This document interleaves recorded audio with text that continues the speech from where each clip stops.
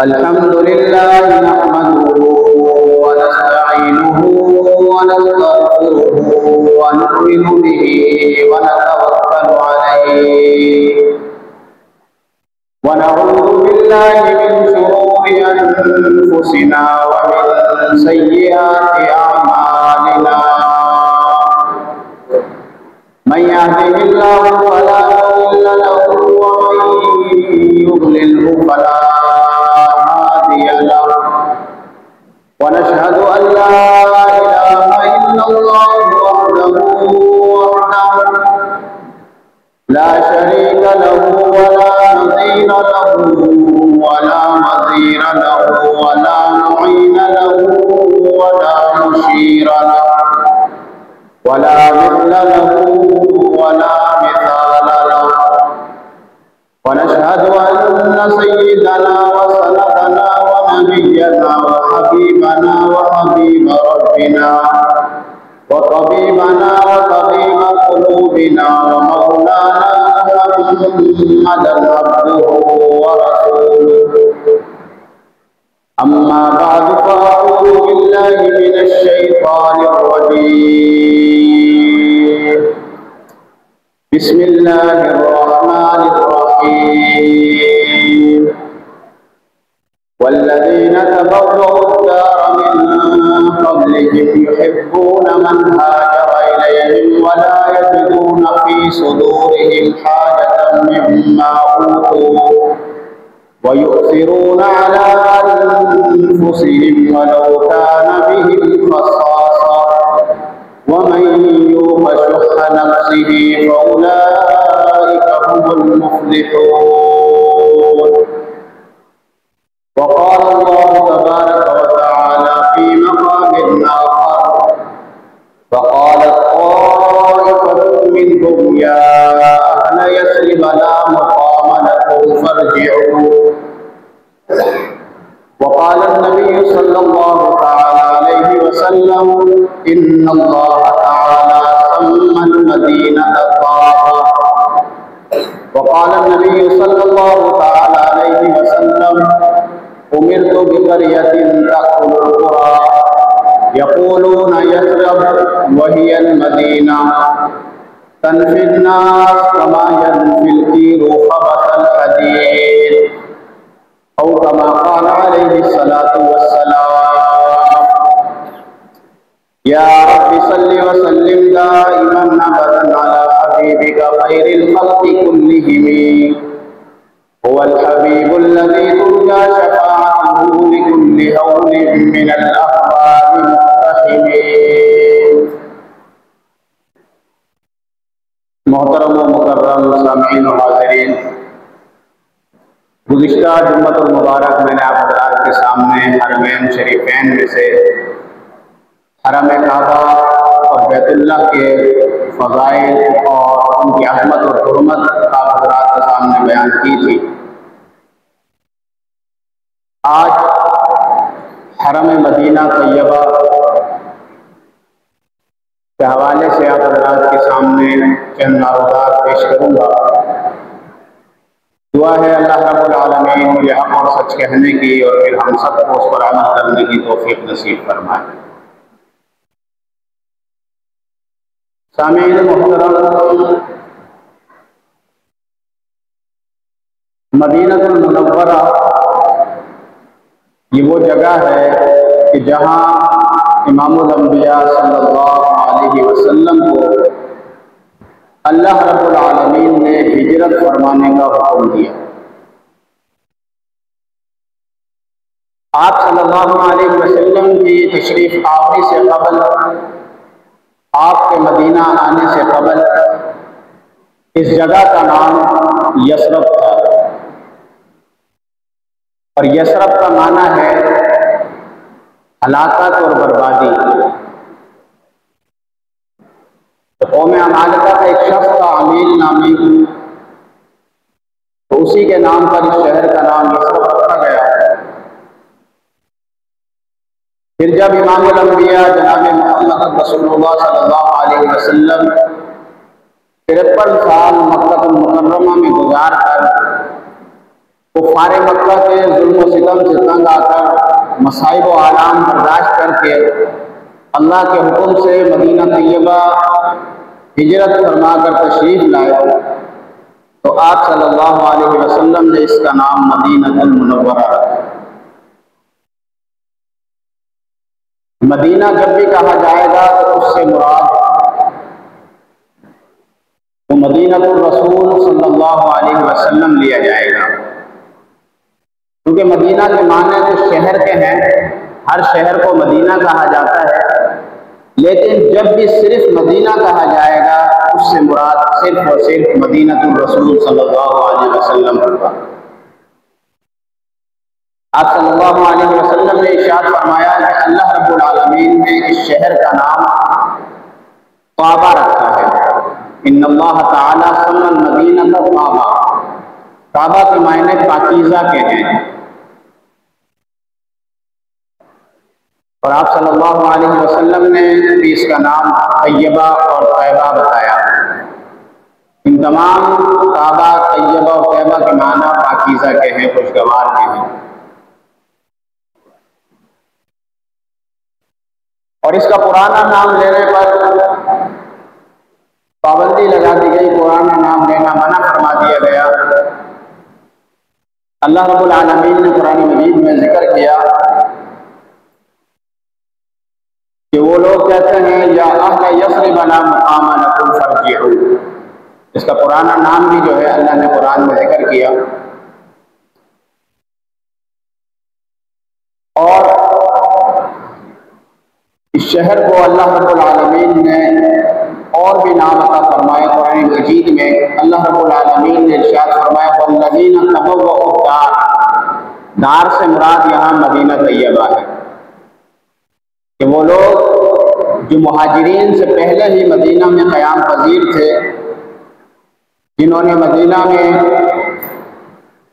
مدینہ کو اپنے رہنے کی جگہ بنایا، یحبون من ہاجر الیہم، وہ ان لوگوں سے بھی محبت کرتے ہیں جو ان کی طرف ہجرت کر کے آئے، یعنی مدینہ والے مہاجرین سے محبت کرتے ہیں، اور جو انہیں مال فیء میں سے، مال غنیمت میں سے دیا جاتا ہے، ان کے دلوں میں کوئی حاجت نہیں ہے، ضرورت محسوس نہیں کرتے، وَيُؤْثِرُونَ عَلَىٰ أَنفُسِهِمْ وَلَوْ كَانَ بِهِمْ خَصَاصَةٌ، بلکہ یہ مہاجرین کو اپنے اوپر ترجیح دیتے ہیں۔ اور ایسا ہوا جب مہاجرین ہجرت کر کے آئے تو مدینہ والوں نے، جن کے پاس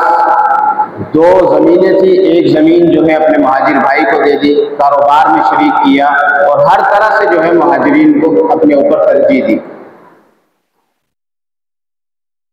تو اس کا نام الدار بھی ہے۔ اور آپ صلی اللہ علیہ وسلم نے ارشاد فرمایا کہ اللہ رب العالمین نے مجھے ایسی بستی کی طرف ہجرت کرنے کا حکم دیا ہے، امرت بقریۃ تأکل القریٰ، کہ جو تمام بستیوں کو کھا لے گی، تمام بستیوں کو کھا لے گی، یعنی تمام بستیوں پر غالب آ جائے گی۔ یقولون یثرب، لوگ تو اسے یثرب کہتے ہیں، وہی المدینہ، لیکن وہ جو ہے اللہ نے اس کا نام مدینہ رکھا ہے، میں نے اس کا نام مدینہ رکھا ہے۔ اور فرمایا تنفی الناس، یہ مدینہ اپنے اندر سے برے لوگوں کو ایسے نکال باہر کرے گا، کما ینفی القیر خبث الحدید، کہ جیسے بھٹی جو ہے وہ لوہے کے میل کچیل کو جو ہے باہر کر دیتی ہے۔ ایک اور روایت میں فرمایا کہ لا تقوم الساعة حتى تنفی المدینہ شرارها، کہ قیامت اس وقت تک قائم نہیں ہوگی جب تک کہ مدینہ اپنے برے لوگوں کو باہر نہ نکال دے، جیسا کہ بھٹی جو ہے لوہے کے میل کچیل کو جو ہے باہر نکال دیتی ہے۔ روایات میں آتا ہے کہ قیامت سے قبل جو صرف مخلص مومن ہوں گے وہ مدینہ میں باقی رہیں گے، اور جو مشرک، منافق اور برے لوگ ہوں گے، مدینے میں 3 دفعہ زلزلہ آئے گا، اور وہ زلزلہ جو ہے ان لوگوں کو باہر نکال کے پھینک دے گا۔ علماء نے لکھا ہے کہ ان لوگوں کی تعداد 70,000 کے قریب ہوگی۔ اسی لیے آپ صلی اللہ علیہ وسلم نے فرمایا ان الایمان لا یأرض المدینہ کما تعرض الحیۃ الی جحرها، کہ کہ ایمان مدینے میں اس طرح سمٹ کر آ جائے گا کہ جس طرح سانپ اپنے بل میں جو ہے بڑی سرعت کے ساتھ، تیزی کے ساتھ گھس جاتا ہے۔ اور فرمایا کہ الا انقاب المدینۃ ملائکۃ لا يدخلها الطاغوت ولا الدجال، کہ اللہ رب العالمین مدینے کے راستوں پر فرشتوں کو مقرر فرما دیں گے، فرشتوں کی ڈیوٹی لگا دیں گے، فرشتوں کا پہرا لگا دیں گے، نہ مدینے میں طاعون داخل ہوگا اور نہ مدینے میں جو ہے وہ دجال داخل ہو سکے گا۔ مکہ مکرمہ اور مدینہ یہ دو جگہ ایسی ہیں کہ دجال ساری زمین میں گھومے گا لیکن مکہ اور مدینہ میں دجال داخل نہیں ہو سکے گا۔ اور آپ صلی اللہ علیہ وسلم نے اپنے شہر کے لیے، مدینہ کے لیے اللہ سے دعائیں مانگی ہیں۔ فرمائے ان ابراہیم مکہ، کہ جس طرح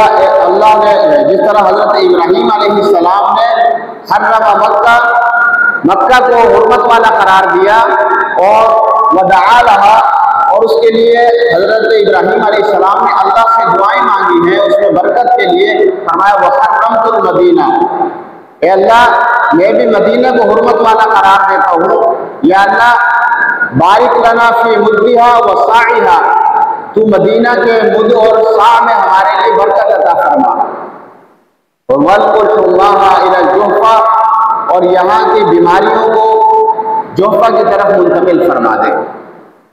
ام المومنین سیدہ طیبہ طاہرہ عائشہ صدیقہ رضی اللہ تعالیٰ عنہ فرماتی ہیں کہ جناب محمد رسول اللہ صلی اللہ علیہ وسلم نے ارشاد فرمایا، دعا مانگی اللہم حبب الینا المدینہ کحبنا او اشد، کحبنا مکہ او اشد، فرمایا کہ اللہ مدینہ کو ہمارے لیے اسی طرح محبوب کر دے جس طرح تو نے مکہ کی محبت ہمارے دلوں میں ڈالی، یا مکہ سے بھی زیادہ ہمیں محبوب بنا دے۔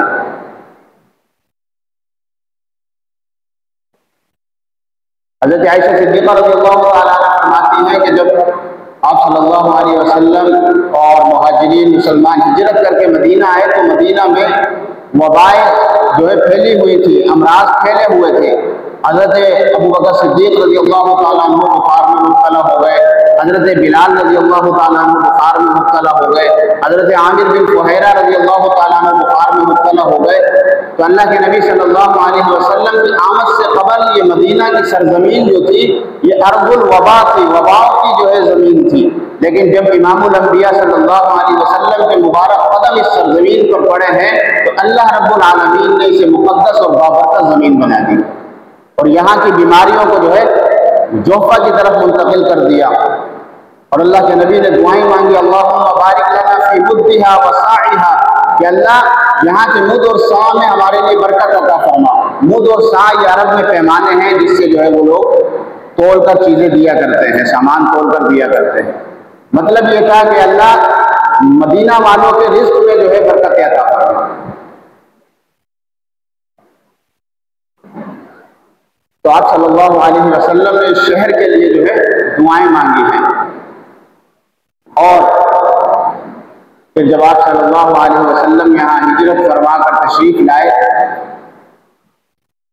تو آپ نے مسجد قباء کی بنیاد رکھی۔ یہاں مسجد قباء ہے جس کے بارے میں اللہ رب العالمین نے فرمایا لمسجد اسس علی التقوی من اول یوم احق ان تقوم فیہ، کہ یہ وہ مسجد ہے کہ جس کی بنیاد پہلے ہی دن تقوی پر رکھی گئی ہے،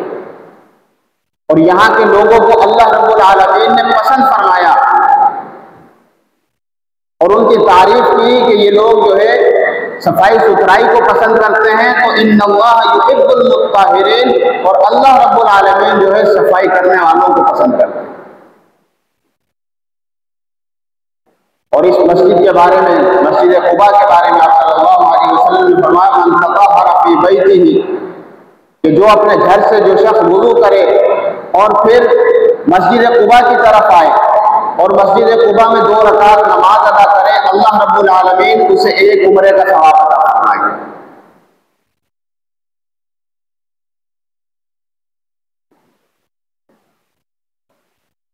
اور یہاں پر مدینہ کے اندر وہ مسجد जिसे मस्जिद नबवी सल्लल्लाहु अलैहि वसल्लम कहा जाता है। आप सल्लल्लाहु अलैहि वसल्लम ने इस ज़मीन को खरीदना चाहा, पूछा कि ये ज़मीन किसकी है। बताया गया कि ये 2 यतीम बच्चों की ज़मीन है। आपने फरमाया उन्हें बुला लाओ। बुलाया गया तो आप सल्लल्लाहु अलैहि वसल्लम ने फरमाया कि मैं ये ज़मीन खरीदना चाहता हूँ, यहाँ मस्जिद बनाना चाहता हूँ। तो बच्चे कहने लगे कि या रसूल अल्लाह, हम आपको ये हदियतन तोहफतन देते हैं, हमें कीमत की ज़रूरत नहीं है। लेकिन आप सल्लल्लाहु अलैहि वसल्लम ने फरमाया कि नहीं, हम इसकी कीमत अदा करेंगे। और हज़रत अबू बकर सिद्दीक़ रज़ियल्लाहु ताला अन्हु ने मस्जिद नबवी की ज़मीन की कीमत अदा की और मस्जिद नबवी की ज़मीन खरीद कर आप सल्लल्लाहु अलैहि वसल्लम को जो है हदिया की। आप सल्लल्लाहु अलैहि वसल्लम ने वहाँ मस्जिद नबवी की बुनियाद रखी। और वो मस्जिद है ये मस्जिद नबवी की जिसके बारे में आमना के लाल महबूब रब्बुल जलाल साहिबुल हुस्न वल कमाल जनाब मुहम्मद रसूलुल्लाह सल्लल्लाहु अलैहि वसल्लम ने इरशाद फरमाया कि सलातुन फी मस्जिदी खैरुम मिन अल्फ सलातिन फीमा सिवाहु इल्ला अल मस्जिदुल हराम, कि मेरी इस मस्जिद नबवी में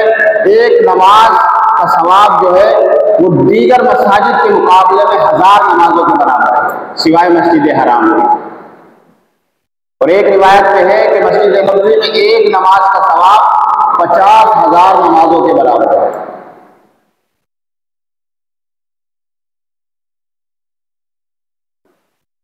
और फरमाया मा बैन बैती व मिंबरी रौज़तुम मिन रियादिल जन्ना, कि मेरे मिंबर से लेकर मेरे हुजरे तक ये जो टुकड़ा है ये कोई आम और मामूली टुकड़ा नहीं है, बल्कि ये जन्नत के टुकड़ों में से एक टुकड़ा है, जन्नत के बागों में से एक बाग है। आप सल्लल्लाहु अलैहि वसल्लम ने मक्का में तो 53 साल गुजारे, लेकिन मदीना वो सरजमीन है कि जो क़यामत तक के लिए आप सल्लल्लाहु अलैहि वसल्लम का मस्कन और मदफन बनी है। आज भी आप सल्लल्लाहु अलैहि वसल्लम मदीना में आराम फरमा है। वहाँ वो रोज़ा रसूल है कि जहाँ आप सल्लल्लाहु अलैहि वसल्लम तशरीफ फरमा है। और हमारा ये अकीदा है अहले सुन्नत वल जमात का कि आप सल्लल्लाहु अलैहि वसल्लम अपने रोज़ा मुबारका में जो है हयात हैं, आप सल्लल्लाहु अलैहि वसल्लम अपने रोज़ा मुबारका में जिंदा हैं। अल अंबिया व अहया फी क़ुबूरिहिम युसल्लून, कि अंबिया अपने कब्रों में जिंदा हैं और वो नमाजें भी अदा करते हैं। आप सल्लल्लाहु अलैहि वसल्लम ने फरमाया कि मन सल्ला अलैहि दाइयन फक़द उबलिगतु, कि जो मुझ पर दूर से दुरूद पड़ेगा वो मुझे फरिश्ते पहुंचा देंगे। और फरमाया मन सल्ला अलैहि इंदा क़ब्री फसमिअतुहु, और जो मेरा उम्मती आकर मेरी कब्र के पास मुझ पर दुरूद व सलाम का तोहफा पेश करेगा, मुझ पर दुरूद व सलाम पड़ेगा, फरमाया उस दुरूद व सलाम को मैं खुद सुनूंगा और उसका जवाब भी दूंगा। ये वो रोज़ा रसूल है कि जहाँ रोजाना 70,000 अल्लाह के फरिश्ते जो है वो उतरते हैं।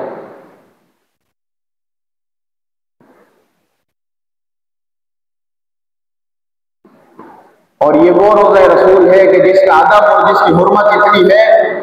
कि हज़रत आयशा सिद्दीक़ा रज़ियल्लाहु ताला अन्हा फरमाती हैं कि यहाँ पर आवाज़ों को बुलंद करना, कुरान का हुक्म है या अय्युहल्लज़ीना आमनू ला तर्फ़अू अस्वातकुम, कि अपनी आवाज़ों को नबी के सामने बुलंद ना करो। ये जिंदगी में भी हुक्म था और आज भी ये आयत रोज़ा रसूल पर जो है वो आवेज़ा है, क्योंकि आज भी आप सल्लल्लाहु अलैहि वसल्लम रोज़ा मुबारका में जो है जिंदा हैं और हयात है।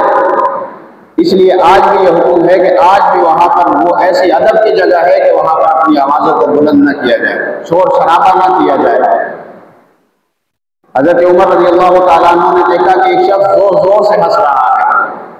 जोर जोर से हंस रहा है। उसको बुलाया और पूछा कि कहाँ के रहने वाले हो?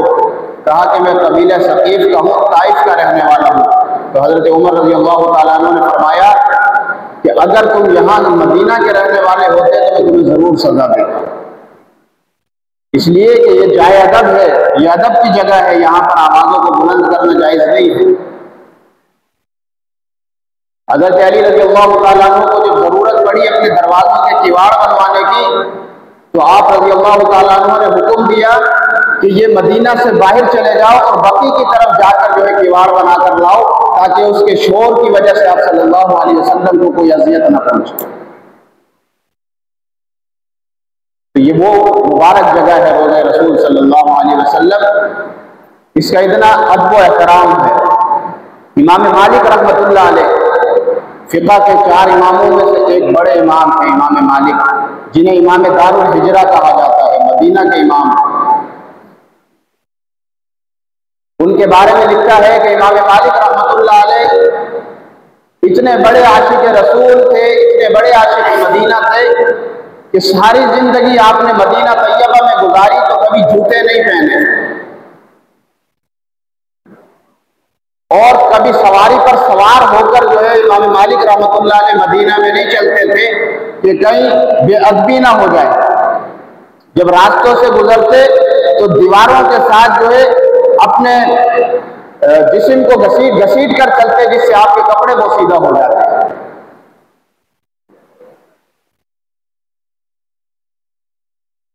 یہ وہ امام مالک رحمۃ اللہ علیہ کہ ساری زندگی مدینہ میں رہے، سوائے ایک فرض حج ادا کرنے کے، فرض حج ادا کر لیا، اس کے بعد مدینہ میں زندگی گزاری کہ کہیں میں مدینہ میں سے باہر نکلوں، مدینہ سے باہر جاؤں اور میری موت نہ آ جائے۔ اور مدینہ میں موت آنا، آپ صلی اللہ علیہ وسلم نے فرمایا من استطاع ان يموت بالمدینہ فلیمت بها فإنی اشفع لمن يموت بها، کہ اگر تم میں سے کوئی اس بات کی استطاعت رکھے، طاقت رکھے کہ وہ مدینہ میں مرے، تو اسے چاہیے کہ وہ ایسا ہی کرے، اس لیے کہ جو مدینہ میں مرے گا میں کل قیامت کے دن محمد رسول اللہ اس کا شافع ہوں گا، اس کی شفاعت کروں گا۔ اللہ تعالی ہم سب کو بھی مدینہ کی موت نصیب فرمائے۔ جو مدینہ میں مرنا چاہتے ہو تو کہتے ہیں آمین۔ حضرت عمر رضی اللہ تعالیٰ عنہ یہ تمنا کیا کرتے تھے اللہم ارزقنی شہادۃ فی سبیلک واجعل موتی ببلد رسولک صلی اللہ علیہ وسلم، کہ اللہ مجھے شہادت والی موت عطا فرما اور میرا مدفن جو ہے مدینے کو بنا۔ تو امام مالک رحمۃ اللہ علیہ نے ساری زندگی مدینہ میں گزاری، لیکن تمنا تھی کہ اللہ کے گھر کو دیکھوں، اللہ کے گھر کے دیکھنے کی بھی تڑپ تھی کہ میں کعبۃ اللہ جاؤں۔ تو ایک رات خواب میں دیکھا آپ صلی اللہ علیہ وسلم کی زیارت ہوئی، تو آپ صلی اللہ علیہ وسلم سے عرض کیا کہ یا رسول اللہ، میری عمر کے، میری زندگی کے کتنے دن باقی ہیں؟ اگر مجھے پتہ چل جائے تو میں مکہ المکرمہ سے ہو کر آ جاؤں، میں نفلی حج کر کے آ جاؤں، عمرہ کر کے آ جاؤں۔ تو آپ صلی اللہ علیہ وسلم نے یوں اشارہ کیا۔ اب جب بیدار ہوئے تو اس وقت کے جو خواب کی تعبیر کے امام تھے امام ابن سیرین رحمۃ اللہ علیہ، امام مالک رحمۃ اللہ علیہ نے اپنے خادم کو بھیجا کہ جاؤ امام ابن سیرین کے پاس جاؤ، خواب کی تعبیر پوچھ کر آؤ، لیکن نام نہ بتانا کہ خواب کس نے دیکھا ہے۔ یہ خادم گیا اور امام ابن سیرین سے وہ خواب جو ہے ان کے سامنے رکھا اور اس کی تعبیر پوچھنا چاہیے، تو امام ابن سیرین نے فرمایا کہ پہلے یہ بتاؤ یہ خواب دیکھنے والا کون ہے؟ کہا کہ مجھے نام بتانے کا تو منع کیا گیا ہے۔ تو امام ابن سیرین نے فرمایا کہ جاؤ پہلے اجازت لے کر آؤ۔ تو یہ خادم گیا، جب اجازت لے کر آیا، نام بتا دیا، تو امام ابن سیرین رحمۃ اللہ علیہ نے فرمایا میں نے اس لیے پوچھا ہے کہ امام مالک کے علاوہ ایسا خواب کوئی نہیں دیکھ سکتا۔ فرمایا کہ جاؤ امام مالک رحمۃ اللہ علیہ کو کہو کہ آپ صلی اللہ علیہ وسلم نے جو یوں اشارہ کیا ہے، 5 انگلیوں کا جو اشارہ فرمایا ہے، اس سے مراد سورہ لقمان کی آخری آیت ہے کہ جس میں اللہ رب العالمین فرماتے ان اللہ عنده علم الساعة وينزل الغيث ويعلم ما في الارحام وما تدري نفس ماذا تكسب غدا وما تدري نفس بأي ارض تموت ان اللہ علیم خبیر۔ فرمایا کہ جاؤ امام مالک کو کہو، اس اشارے سے مراد سورہ لقمان کی آخری آیت ہے، جس کا مطلب یہ ہے کہ ان 5 چیزوں کا علم جو ہے اللہ کے علاوہ کسی کو نہیں، کہ قیامت کب قائم ہوگی، بارش کب برسے گی، ماں کے رحم میں کیا موجود ہے اس کا کسی کو نہیں پتا، اور انسان کیا کھائے گا کیا کمائے گا یہ بھی کسی کو نہیں پتا، اور انسان جو ہے وہ اس کی موت کہاں آئے گی، کس سرزمین پر آئے گی، اس کے بارے میں بھی اللہ کے علاوہ کسی کو معلوم نہیں ہے۔ تو اتنا جو ہے عشق تھا مدینے سے امام مالک رحمۃ اللہ علیہ۔ مولانا ظفر احمد عثمانی رحمۃ اللہ علیہ اپنا ایک واقعہ لکھتے ہیں، فرماتے ہیں جب ہم حج کے لیے گئے تو اس دوران مدینہ منورہ میں جب حاضری کے لیے گئے تو وہاں ہم نے مسجد نبوی کے پاس ایک خیمہ لگایا اور وہاں پر ہم لوگ جو تھے قافلے والے، گرمی کا موسم تھا، کھانے کے لیے دوپہر میں تربوز لے آتے تھے، تربوز کھا کر اس کے چھلکے ایک جگہ پر ہم پھینک دیتے تھے۔ تو میں نے دیکھا کہ شام کو ایک بچہ آتا اور وہ چھلکے اٹھاتا اور چھلکوں پہ جو تھوڑی سی لال گری بچی ہوئی ہوتی تھی وہ لال گری کریت کریت کر کھاتا تھا۔ میں نے ایک دن دیکھا، دوسرے دن دیکھا، تو میں نے اس بچے کو بلا لیا اور میں نے پوچھا کہ بیٹا آپ کون ہو اور ایسے یہ چھلکے کیوں کھا رہے ہو؟ تو بچہ کہنے لگا کہ چچا جان میں ایک یتیم بچہ ہوں، میرے والد فوت ہو چکے ہیں، میری والدہ نے دوسری شادی کر لی ہے، ہمارے گھر میں غربت ہے، تنگدستی ہے، تو میں میزبان ہونے کی حیثیت سے یہ گوارا نہیں کرتا کہ میں آپ لوگوں سے کچھ مانگوں، کیونکہ میں تو خود میزبان ہوں، آپ لوگ مہمان ہیں، تو اس لیے میں یہ کھا کر گزارا کرتا ہوں۔ تو مولانا ظفر احمد عثمانی رحمۃ اللہ علیہ فرماتے ہیں کہ میں نے اس سے کہا کہ آپ ہمارے ساتھ کھانا کھا لیا کرو، لیکن وہ بچہ انکار کرتا رہا۔ جب زیادہ اصرار کیا تو بچہ تیار ہو گیا اور ہمارے ساتھ کھانا کھانے لگا۔ وہ روزانہ آ جاتا اور کھانا کھاتا، تو اس سے جو ہے انسیت بڑھ گئی، اس سے شناسائی ہو گئی اور وہ باتیں ہوتی رہی۔ تو میں نے اس بچے کو کہا کہ تم ہمارے ساتھ ہندوستان چلو، تمہارا جو بھی خرچہ ہوگا تعلیم کا، کالج یونیورسٹی تک کا، وہ سب میں اٹھاؤں گا۔ تو بچہ کہتا ہے کہ اپنی والدہ سے اجازت لے کر آؤں گا پھر آپ کو بتاتا ہوں۔ فرماتے ہیں کہ جب ہمارا چلنے کا وقت ہوا، قافلہ روانے کا جب وقت ہوا تو وہ بچہ بھی اپنا سامان لے کر والدہ سے اجازت لے کر آ گیا۔ تو ہمارا قافلہ چلنے لگا، چلتے چلتے سفر کے دوران وہ بچہ مجھ سے محو گفتگو تھا، سوال کرتا جا رہا تھا، چچا جان ہندوستان میں اسکول اچھے ہیں؟ میں نے کہا بالکل، وہاں بہت اچھے اچھے اسکول ہیں۔ ہندوستان میں فٹ بال کھیلنے کے لیے میدان بھی ملے گا؟ میں نے کہا ہاں ہاں بالکل میدان بھی ہے، وہاں فٹ بال کھیلنا میدان بھی ہے۔ میں نے کہا وہاں کھانے کیسے ہیں؟ کہا وہاں اچھے اچھے کھانے آپ کو ملیں گے۔ تو بچہ سوال کرتا جا رہا تھا اور اس کی نظر ایک دم گنبد خضرا پر پڑی۔ گنبد خضرا پر نظر پڑی تو بچہ یتیم بچہ کہتا ہے کہ چچا جان یہ بتاؤ کیا گنبد خضرا بھی وہاں ہندوستان میں ملے گا؟ تو وہ مولانا ظفر احمد عثمانی رحمۃ اللہ علیہ کہتے ہیں اس بچے کے سوال نے میرے رونگٹے کھڑے کر دیے اور میں خاموش ہو گیا۔ اتنا لاجواب مجھے زندگی میں کبھی کسی نے نہیں کیا جتنا اس بچے کے سوال نے کیا۔ میں نے کہا کہ بیٹا اگر یہ گنبد خضرا ہندوستان میں ہوتا تو پھر مجھے یہاں آنے کی ضرورت کیا ہوتی؟ تو بچہ، مولانا کہتے ہیں اس بچے نے فوراً مجھ سے اپنا ہاتھ چھڑایا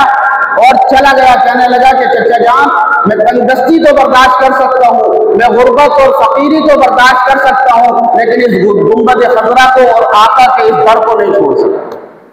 آقا کے شہر کو نہیں چھوڑ سکتا۔ اس یتیم بچے کی محبت دیکھیں مدینہ المنورہ سے۔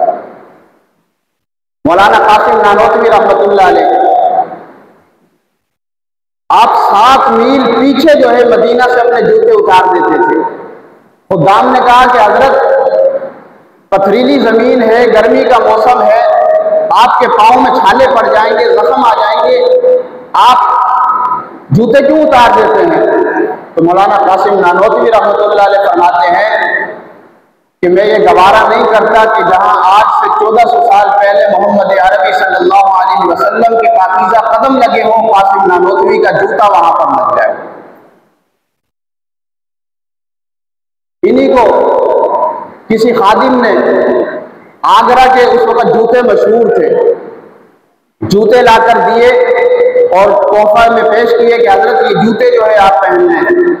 جب مولانا نے وہ جوتے نکالے تو جوتوں کا رنگ سبز تھا، ہرا کلر جو ہے جوتوں کا تھا۔ مولانا قاسم نانوتوی رحمۃ اللہ علیہ نے وہ جوتے واپس کر دیے اور کہنے لگے کہ یہ جوتے میں نہیں پہن سکتا۔ کہا کہ حضرت میں آپ کے لیے جو ہے بڑے خوشی سے لے کر آیا ہوں، آپ لیجئے اور پہنیے۔ فرمایا کہ نہیں، جو رنگ گنبد خضرا کا ہو، سبز رنگ، وہ مولانا قاسم نانوتوی اپنے پاؤں میں پہننے میں یہ برداشت نہیں کر سکتے۔ یہ محبت تھی اکابرین کی، یہ محبت تھی علماء کرام کی۔ آج ہمیں بھی ضرورت ہے کہ ہم آپ صلی اللہ علیہ وسلم سے بھی محبت کریں اور آپ صلی اللہ علیہ وسلم سے نسبت رکھنے والی ایک ایک چیز سے محبت کریں۔ تو آپ صلی اللہ علیہ وسلم نے اس شہر کو بھی حرمت والا قرار دیا اور اس کے لیے دعائیں مانگی۔ اللہ تعالی ہمیں بھی آپ صلی اللہ علیہ وسلم سے اور مدینہ طیبہ سے سچی محبت نصیب فرمائے۔ وما علینا الا البلاغ المبین۔